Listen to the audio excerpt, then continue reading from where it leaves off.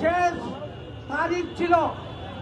আমি আমার সংগঠনের নির্দেশক্রমে আমার নমিনেশন উড্ডয়নের জন্য আমি সম্পূর্ণ প্রস্তুত ছিলাম, কিন্তু এই রাজনগর মুলইবাজারের আপামর জনসাধারণ, আবাল বৃদ্ধ বনিতা, পুরুষ মহিলা সবাই সকাল ৯টা থেকে রাত্রে ৮টা পর্যন্ত আমার বাড়ি দ্বারা ঘেরাও করে আমাকে তালাবদ্ধ করে রেখেছিল।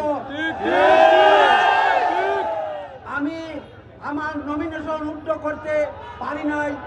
সুতরাং নির্বাচন কমিশনের যে বিধান মোতাবেক আমি একজন বৈধ প্রার্থী, আমার প্রতীক রয়েছে দাঁড়িপাল্লা মার্কা। আমি কয়েকদিন অপেক্ষা করেছি যে এই মুলইবাজার ৩ আসনের সাধারণ ভোটারদেরকে